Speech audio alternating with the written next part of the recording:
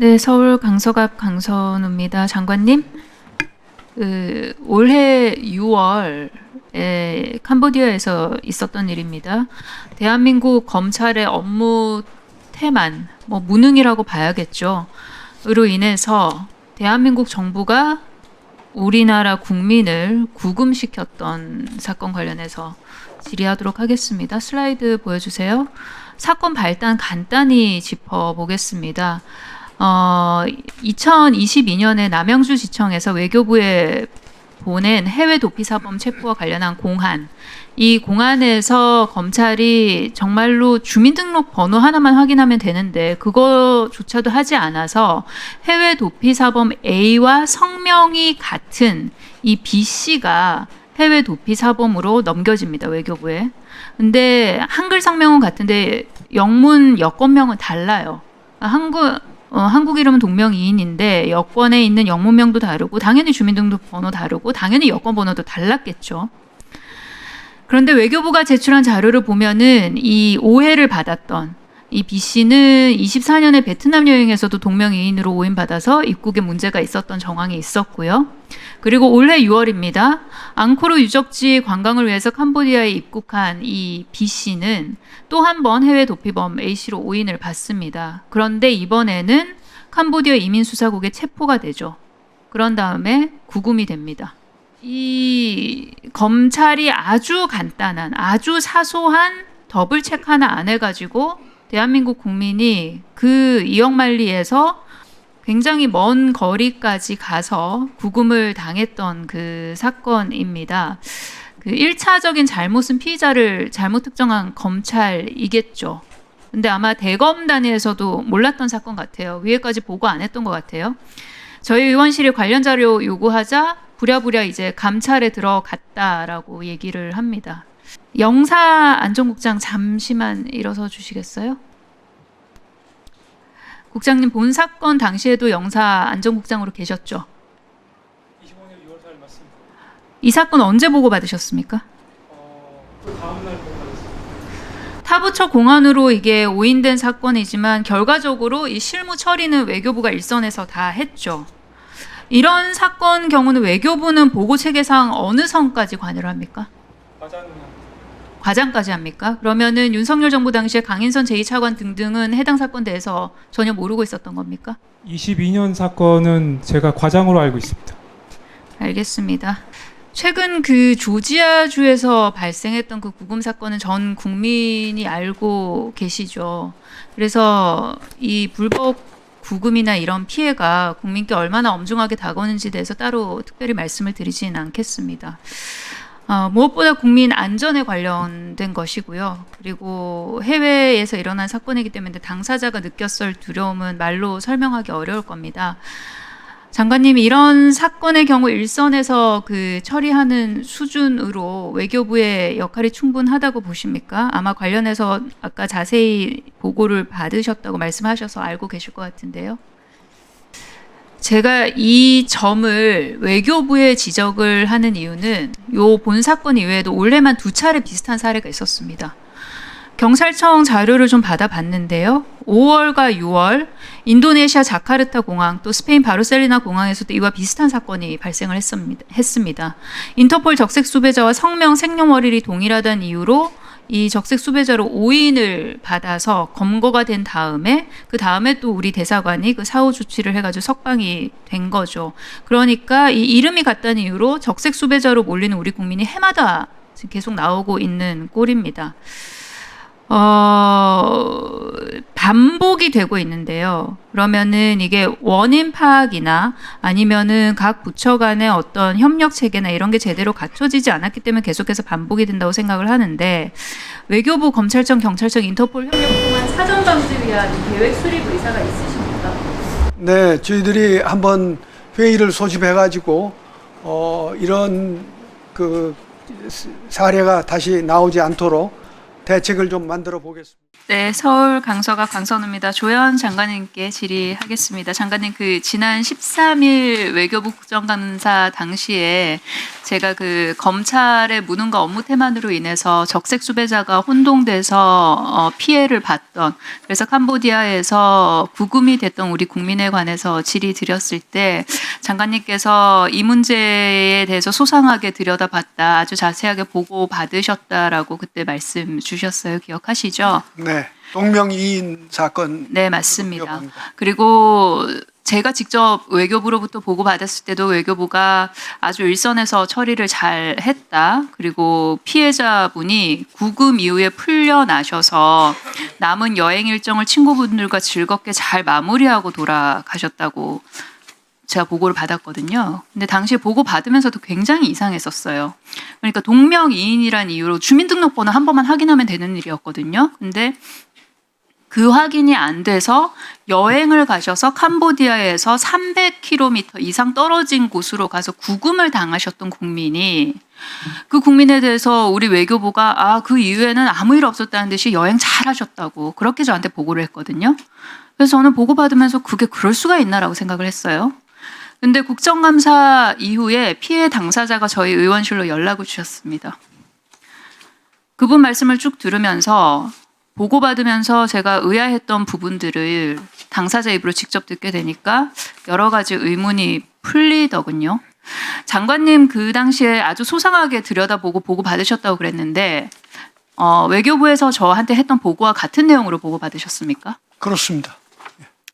사실이 아니더군요. 외교부가 보고한 바는 모든 게 무탈한 거였어요.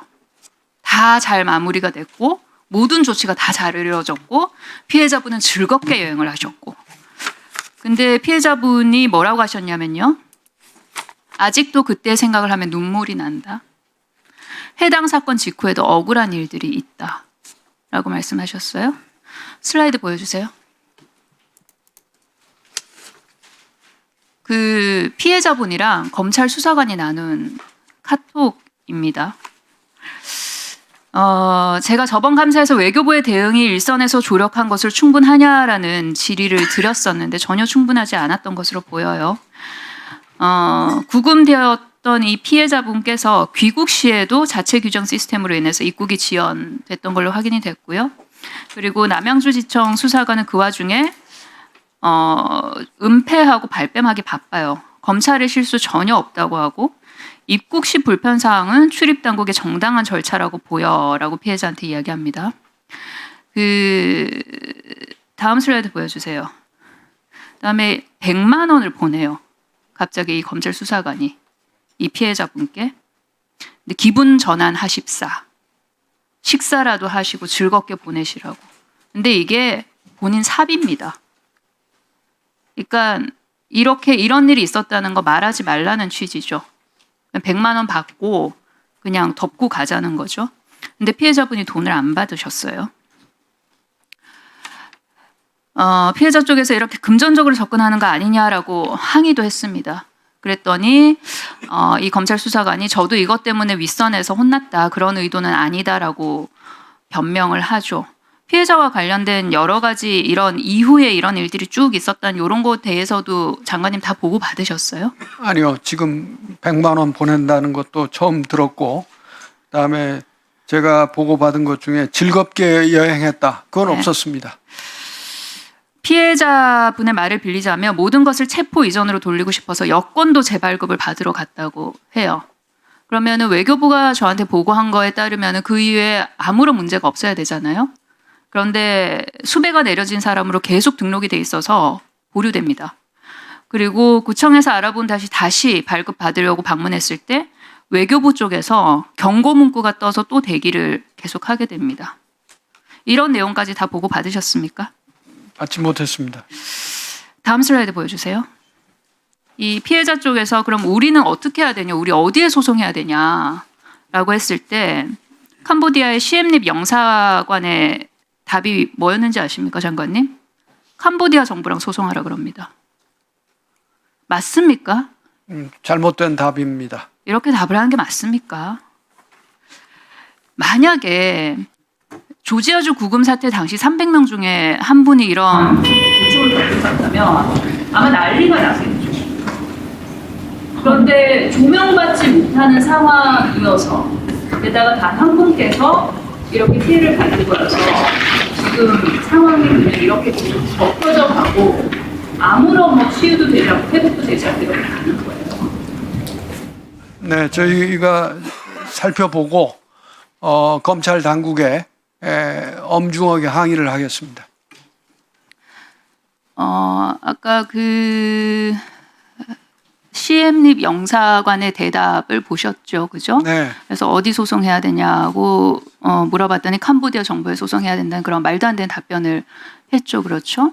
이게 우리 검찰의 무능과 업무 태만으로 인해서 발생한 일이고 외교부가 제대로 팔로업 조치를 하지 않았던 일인데 왜 캄보디아 정부에 소송해야 된다고 우리 영사관에서 이렇게 안내를 합니까, 장관님? 이거는 분명히 장관님께서 다시 좀 꼼꼼하게 살펴보셔야 합니다. 장관님 보고 받으실 때 이런 내용 보고 못 받으셨던 거죠? 네, 처음 봤는데요. 이건 상식 밖의 답을 한 것이 분명합니다. 예, 시간 잠깐 멈춰주시고요. 영사국장님 발언대로 나와주시고요. 그리고 여기 국감장에 여권과장, 영사안정정책과장도 나와 계십니까? 아닙니다. 영사국장만 있습니다. 영사국장만 계십니까? 발언대로 좀 나와주십시오. 예, 국장님, 지난 13일 때 제가 국장님께 요거 관련해서 여쭤봤었죠, 그죠? 그랬더니 그 당시 그 국장님께서 답변을 어떻게 하셨냐면 보고 체계상 과장까지만 관여한다라고 말씀하셨죠, 그렇죠?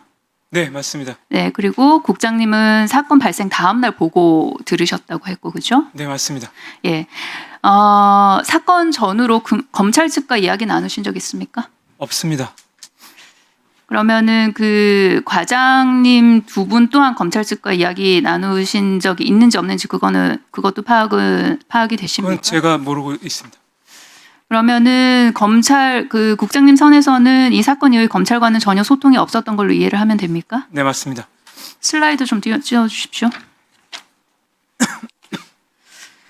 검찰이 피해자에 제시한 향후 조치 플랜입니다. 1번에서 5번까지 있는데 3번, 4번 한번 보시죠, 국장님. 3번이 캄보디아 측이 과도하게 대응한 측면에 대해 외교적 대처 및 해결. 4번이 피해자 공항 입국 시 불편 사항에 대한 개선이에요. 검찰이 피해자 측에 제시를 했어요. 3번, 4번은 외교부와 협업이 불가피한 문제 아닙니까? 잘 못 들었습니다. 3번, 4번은 외교부와 협업이 불가피한 문제 아닙니까? 저 내용은 제가 보고받은 바는 없는 내용입니다. 제가 여러 차례에 걸쳐서 이 건으로 외교부가 검찰이랑 소통했던 모든 자료를 달라고 한두 번 요청한 게 아니에요. 문자든 통화든 문서든 뭐든 다 달라고 그랬어요. 지금 달라고 하는 거에 해결되는 안 들고 있어요. 장관님. 네, 주십시오, 이제. 네, 드리도록 하겠습니다. 네, 이어서 하도록 하겠습니다.